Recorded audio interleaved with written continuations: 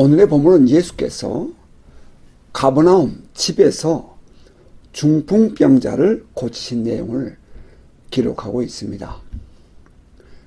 가버나움은 갈릴리 지방의 중심 도시라는 사실을 이미 이야기한 바가 있습니다. 본문은 이렇게 시작합니다. 수일 후에 예수께서 다시 가버나움에 들어가시니 집에 계신다는 소문이 들린지라. 여기 예수께서 계신 곳이 어디라고요? 집이라고 했습니다. 그렇다면 지금까지 우리가 기억하고 있는 예수님의 집, 그러면 나사렛이라고 이해할 수 있겠는데요. 그런데 지금 이 가버나움에 있는 집이라고 하는 그 단어를 찾아보니 그것은 홈이라는 단어입니다. 다시 말해 예수님의 집이 가버나움으로 이주했구나 하는 것을 우리가 이해할 수 있겠습니다. 그렇다면 예수께서 갈릴리로 돌아오신 후, 세례받은 후에 말입니다. 가버나움을 중심으로 활동하셨다 하는 데에는 나름대로의 의미가 있다고 하겠습니다. 삶의 현장, 지금 살고 있는 그 삶의 중심지에서 사역을 시작하셨다 하는 것을 의미하는 것입니다. 자, 그렇다면 복음을 전하는 것은 멀리 가야만 하는 것이 아니라 지금 우리가 살고 있는 주변에서부터 시작돼야 하겠다 하는 것을 우리가 이해할 수 있겠습니다. 그리고 또 예수께서 그 집에 계실 때에 많은 사람들이 그 집으로 모였습니다. 그때에 예수 집에는 많은 사람이 모였는데 그 중에는 서기관들과 바리새인들도 함께 있었다는 사실입니다. 본문 2절은 이렇게 말하죠. 많은 사람이 모여서 문 앞까지도 들어설 자리가 없게 되었는데 예수께서 그들에게 도를 말씀하시더라. 또 좀 내려가서 6절에 보면은 어떤 서기관들이 거기 앉아서 마음에 생각하기를 라고 했습니다. 이 같은 내용을 담고 있는 누가복음 5장 17절은 이렇게 기록했지요.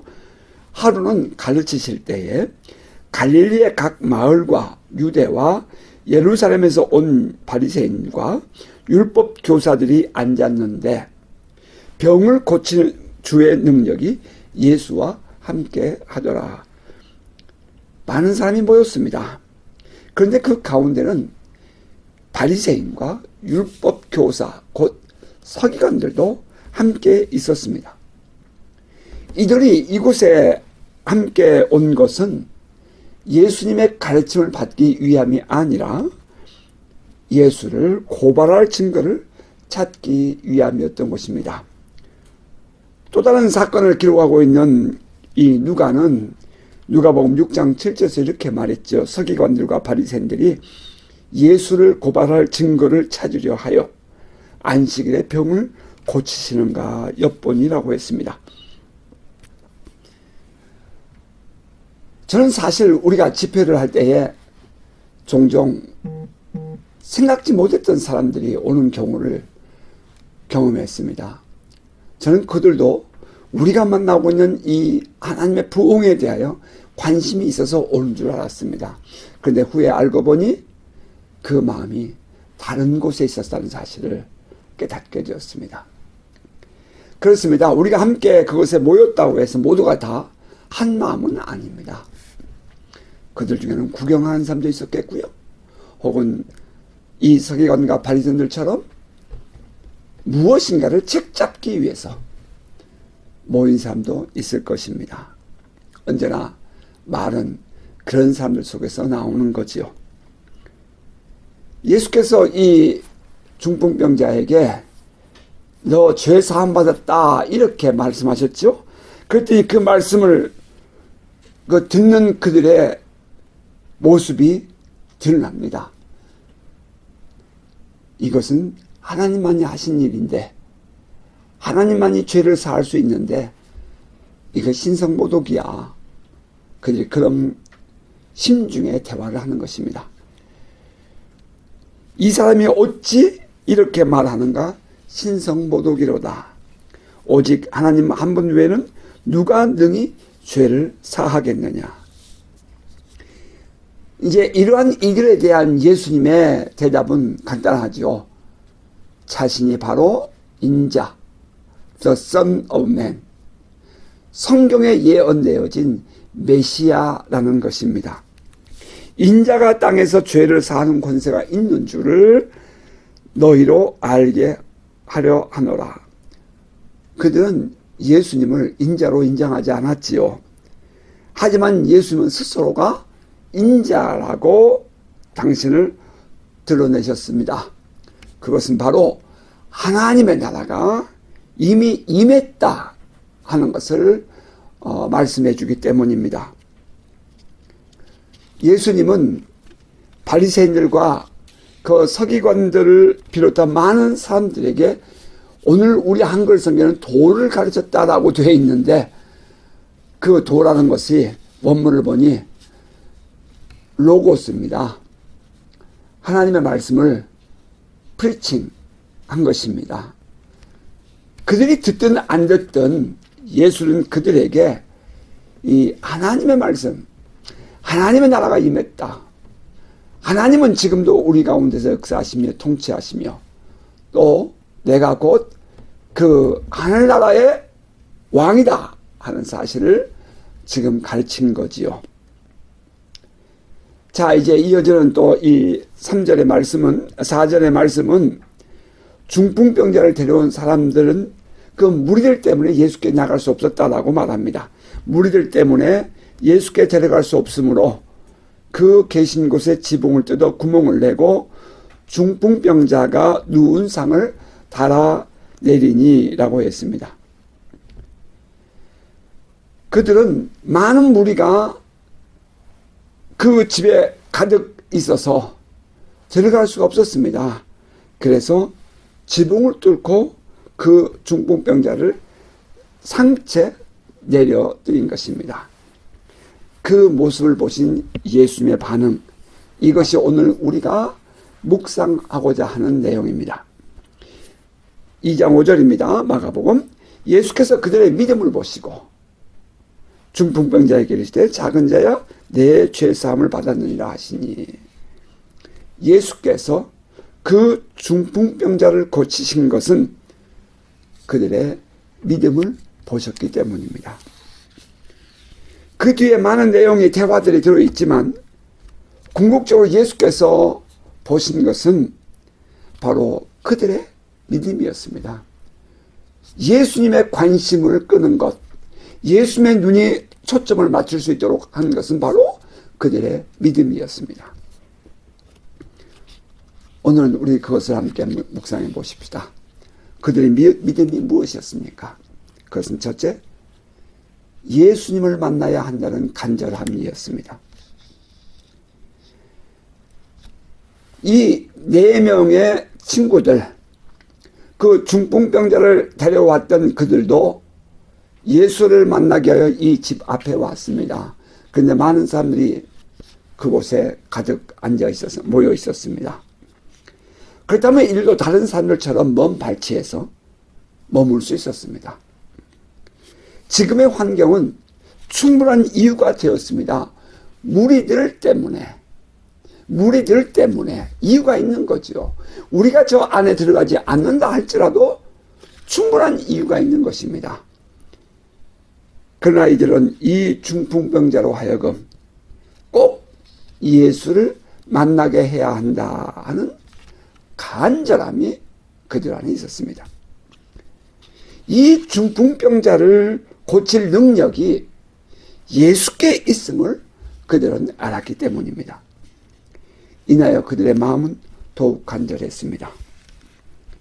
이는 마치 가뭄에 수원지에 물이 가득 모여 있는데 그곳에 마치 호수를 갖다 대는 것과 같은, 이 호수를 갖다 대야만 물이 흘러나올 수 있다는 그런 느낌 말입니다.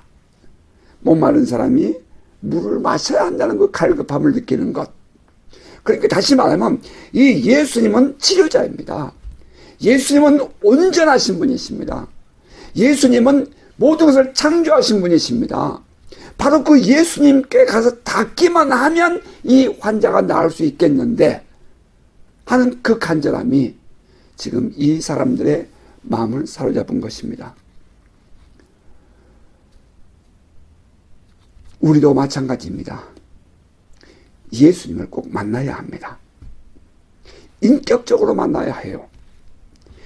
예수를 만나야 한다는 간절함이 우리 예배 가운데 있어야 합니다. 그렇습니다. 그 많은 무리가 그곳에 있었습니다. 하지만 예수님의 눈길을 끄는 것은 바로 이 믿음을 가진 그들의 믿음을 가진 이 사람들이었습니다. 그 간절하게 예수를 만나고 싶어하는 이들 말입니다. 예수를 만나야 한다는 간절함이 그들을 사로잡았습니다. 나의 한계를 뛰어넘는 기적의 삶을 살고 싶다면 모든 것을 아시고 나를 위하여 합력하여 선을 이루실 전능하신 하나님을 만나야 합니다. 인카운터, 만남, 실제로 하나님을 만날 때에 비로소 우리 안에 진정한 변화가 일어나는 것입니다. 그 하나님, 전능하신 하나님, 내 기도에 응답하시며 나의 삶을 주관하실 그 하나님을 만나고자 하는 간절함이 우리 안에 날마다 불듯 일어나기를 축복합니다. 예배에 나올 때에도 우리가 무엇을 하든지 혹은 우리가 집에서 기도할 때라도 우리는 예수를 만나고자 하는 마음, 하나님을 만나고자 하는 그 간절함이 우리 안에 있어야 할 것입니다. 자, 두 번째는 예수께서 보신 그들의 믿음은 과연 무엇이었습니까? 그것은 지붕을 뜯을 만큼 신앙이 적극적이었다는 것입니다. 주님이 믿어지니 지붕을 뜯을 생각을 한 것입니다. 주님을 만나면 이 중풍병자도 일어날 수 있다는 기대감이 그들로 하여금 현실을 극복할 수 있는 지혜를 갖게 했습니다. 아무도 길이 보이지 않는다 할 때에 그 답이 예수임을 안다면 그는 예수님을 찾는 일, 기도와 예배에 온 마음을 다할 것입니다. 이러한 적극적인 마음이 넘어져도 다시 일어나게 하는 것입니다. 실수할 수 있고 넘어질 수 있습니다. 그러나 실수하고 넘어졌다고 해서 포기하는 사람은 기회가 오지 않습니다.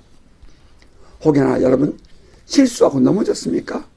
그것은 실수하지 않는 방법, 넘어지지 않을 수 있는 또 다른 방법을 배운 것입니다. 그러나 그렇다고 해서 아무것도 하지 않으면 그 사람은 참으로 어리석은 사람입니다. 실패는 죄가 아닙니다. 아무것도 하지 않으면 죄입니다. 주님은 이렇게 말씀하셨지요. 구하라. 그리하면 너에게 주실 것이요. 찾으라. 그럼 찾아낼 것이요. 문을 두드리라. 그리하면 너에게 열릴 것이니 구하는 이마다 받을 것이요. 찾는 이마다 찾아낼 것이요. 두드리는 이에게 열릴 것입니다. 길이 보이지 않습니까? 길은 찾는 자에게 열립니다. 감히 지붕을 뜯을 생각을 하다니요. 그것은 예수가 답이라는 흔들리지 않는 믿음이 있었기 때문입니다. 지붕을 뜯는 것은 단순히 가능성을 보고 한 행동이 아닙니다. 지붕을 뜯었다는 것만으로도 그들의 믿음은 인정할 만한 믿음이었습니다. 주저하거나 포기하지 마십시오. 기적은 멀리 있지 않습니다. 우리의 믿음을 자기 자신이나 주변 환경 상황에 두지 마십시오. 우리의 믿음을 주님께 집중하시기 바랍니다. 힘들고 어려웠을 때가 있었습니다. 저에게도. 그때 저에게 정말 저를 살리는 한 말씀이 있었습니다. 우리 하나님은 광야의 길을 사막의 강을 내는 하나님이라는 사실입니다. 모든 것이 다 막혀 있었습니다. 모두가 다 거친 땅이었습니다.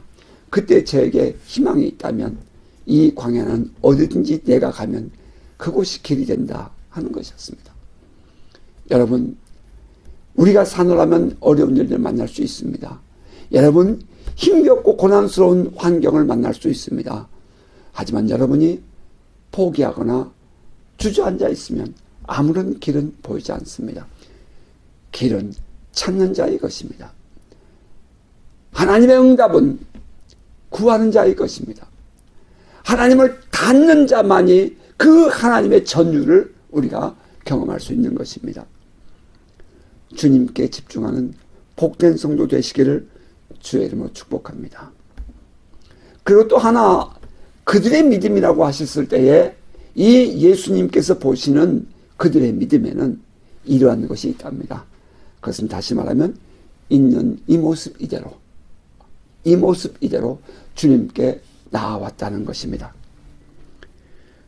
주님이 그들에게서 보신 것은 그들의 어떤 상황이나 환경, 조건을 보신 것이 아니라 오직 그들의 믿음이었습니다. 어쩌면 이 중풍병자의 병의 원인은 그의 죄와 상관이 있었을지도 모릅니다. 그렇게 해석하는 성경학자들도 있습니다. 그래서 그들은 예수께서 그 병자를 만나셨을 때 맨 먼저 내 죄 사함을 받았다라고 말했다고 얘기하기도 합니다. 우리는 그 사실 속에서 한 가지 깨닫게 되는 것은 주님은 그가 지난날 그 살았던 삶에 대해서 전혀 묻지 않고 있다는 것입니다. 혹여나 그가 죄를 지었다 하더라도 그것의 그 죄를 지은 원인이나 이유, 혹은 왜 그렇게 연약했냐고, 왜 그렇게 연약해서 무너졌느냐고 말씀하지 않았습니다. 예수님은 그의 모습을 그대로, 있는 그대로 받아주시고 용서해 주신 것입니다. 이는 마치 돌아온 탕자, 그 둘째 아들을 맞이하는 아버지의 심정과 같다 할 수 있겠습니다. 아버지는 돌아온 아들에게 아무것도 묻지 않고 책망하지 않았습니다. 아버지에게는 아들이 돌아왔다는 것만으로 충분히 아들 될 자격이 있다라고 인정했던 것입니다. 이 중풍병자가 왔을 때에 예수님의 눈에는 그가 충분히 용서받을 자격이 있다고 보셨습니다. 본문을 보면 어느 곳에도 이 중풍병자가 잘못을 시인했다거나 죄를 고백했다거나 혹은 병을 고쳐달라고 구했다거나 하는 그런 모습을 발견할 수가 없습니다. 다만 예수께 왔다는 그것만으로 주님이 보시기에 그는 충분했습니다. 그의 중풍병이 죄와 어떤 연관이 있는지는 알 수 없습니다. 다만 지금 예수 앞에 왔을 때에 예수는 먼저 그에게 말씀하십니다. 내 죄 사함을 받았느니라. 그리고 주님은 그를 치유해 주셨습니다. 우리는 여기서 주님으로부터 치유받을 때에 가져야 할 믿음에 대해서 생각하게 됩니다. 첫째는 지난주에 우리가 함께 묵상했던 말씀 가운데 그 나병 환자는 예수께 당신이 원하시면 나를 고치 깨끗게 하실 수 있습니다 라고 하는 그 부분에서 이 나병 환자는 자기의 권리, 자기가 자기 인생의 주인이라는 그 스스로 자기가 왕이라는 사실을 온전히 주님께 이양하고 포기하고 주님께 맡겼다는 것입니다. 어느 누구나 다 자기 나름대로의 안에 자기가 있습니다. 우리가 어떤 병든 자를 위해서 기도해 줄 때 보면 종종 어떤 이들은 어떻게 되는가 보자, 혹은 자기 주장대로 자기의 생각대로 그것을 고집하는 사람들이 있다는 것입니다. 그렇게 되면 기도의 능력을 경험할 수가 없습니다.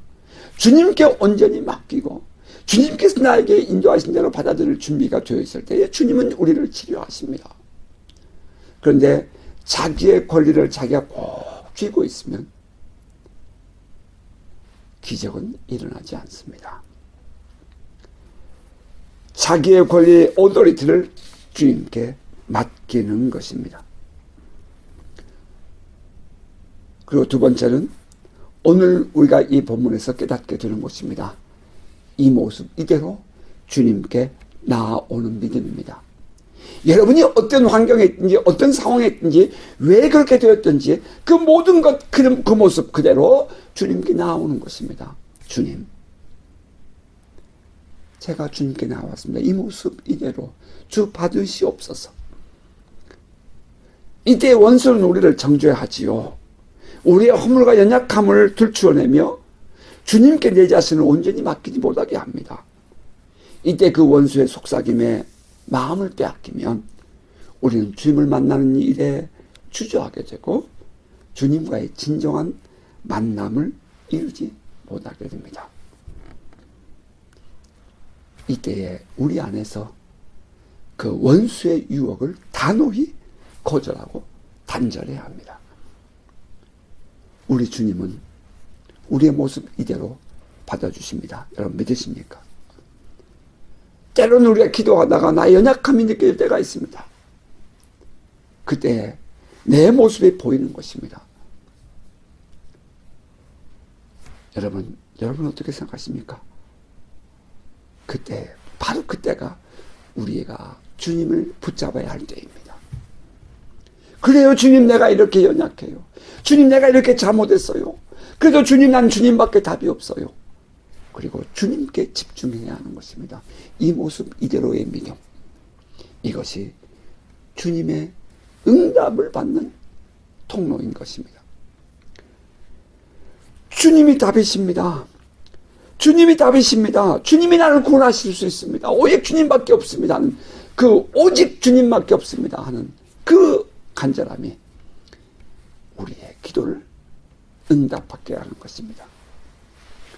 뿐만 아니라 이 예수께 나왔던 이 중풍병자와 그의 친구들처럼 말입니다. 없다고 포기하지 않는 것입니다. 안 된다고 주저앉지 않는 것입니다. 주님 안에 답이 있음을 인정하고 간절한 마음으로 찾는 것입니다. 주님 안에 답이 있습니다. 그러므로 주님을 더 파고드는 것입니다. 고난이 올 때에 어쩌면 그 일로 말미암아 더 고난이 올 수 있습니다. 그때 고난이 올 때에 주님 안으로 파고드는 거죠. 십수년 됐습니다. 제가 다윗의 장막이라는 주제로 한 10번 설교를 했습니다. 요 근래 저는 그 다윗의 장막의 설교를 유튜브에서 다시 보면서 그때 제가 인용했던 한 그 이야기가, 예화가 있어서 오늘 이 시간 다시 한번 여러분과 나누고 싶습니다. 한 운전자가 차를 운전하고 윤활유를 교체하러 갔습니다. 미국에서 있었던 얘기입니다. 대공황기에 있었던 얘기입니다.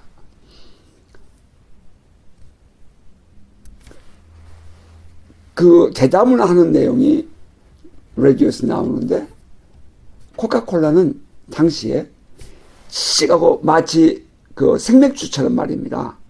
과거에 우리 어렸을 때도 그렇게 보았던 것 같아요. 사이다를. 코카콜라를 시가고 이렇게 탭에서 수돗물 이거 받는 것처럼 받아서 코카콜라를 팔았습니다. 그런데 어느 날 코카콜라가 병에다가 그것을 담아서 팔 때에 많은 사람들이 어디서든지 쉽게 먹을 수 있게 됐다는 이야기를 운전하다가 들었습니다. 이 사람이 퍼뜩 생각이 떠올랐습니다. 지금 자기는 자동차의 윤활유를 교체하기 위해서 게러지로 가고 있었던 것입니다. 만약에 이 게러지에서만 살 수 있는 윤활유를 깡통으로 담아서 살 수 있다면 얼마나 편리할까. 그래서 이 사람이 생각하기를 그 깡통에다가 윤활유를 담아서 팔 것을 생각을 하고 펜실베니아에 있는 한 정유소를 찾아갔습니다. 미국의 대공황기라 기름이 팔리지 않고 탱크에 가득 채워져 있었습니다. 이 사람이 그 정유소를 찾아가서 말하기를 나에게 수익금의 10%만 다오. 그러면 내가 이 기름을 팔 수 있는 길을 알려주겠다. 그래서 이 사람이 그 공황기에 대부호가 됐다는 그런 이야기였습니다. 길이 없다고요? 길은 있습니다. 또 하나의 이야기가 있습니다. 한 큰 호텔에 엘리베이터가 있었는데 손님이 많아지니까 엘리베이터가 넓고 비좁았습니다. 그래서 기획실과 그 설계사가 이 호텔에 와서 여기다가 큰 엘리베이터를 새로 달면 좋겠다 하며 이 코너에서 이야기를 하고 있는데 그 옆에서 가만히 그 모습을 보고 있던 한 청소부가 이렇게 말을 합니다. 나 같으면 엘리베이터를 밖에다 설치하겠는데 안에다 설치하면 그동안 영업을 할 수가 없고 또 얼마나 지저분하겠는가. 청소할 것이 얼마나 많겠는가. 차라리 나 같으면 밖에다 엘리베이터를 설치하겠다 하는 이야기를 했습니다. 그 말 듣고 있던 이 설계사와 그 기획실 직원은 깜짝 놀랐습니다. 모든 것을 다 제로로 하고 엘리베이터를 밖에다 설치했습니다. 이것이 최초로 엘리베이터가 건물 밖에 설치되게 된 이야기입니다. 길이 없다고요? 왜 길이 없습니까? 안 보이는 거죠. 주님께 길이 있습니다. 주님이 하시면 됩니다.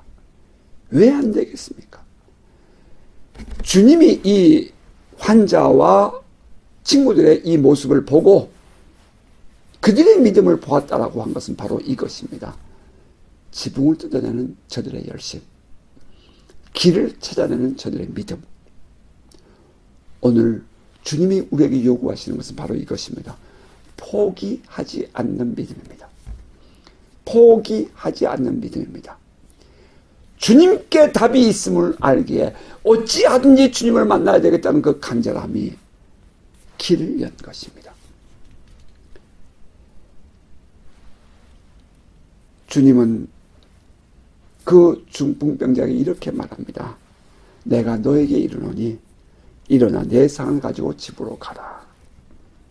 그 명령을 하시는 나는 누구입니까? 하나님 나라의 왕. 요단강에서 세례를 받을 때 왕의 대관식에서 왕의 지위를 부여받은 왕이십니다. 광야에서 영적 싸움을 통해서 이 땅의 진정한 왕으로 인정되신 분 예수 그리스도이십니다. 그 예수의 권세와 능력은 지금도 동일합니다.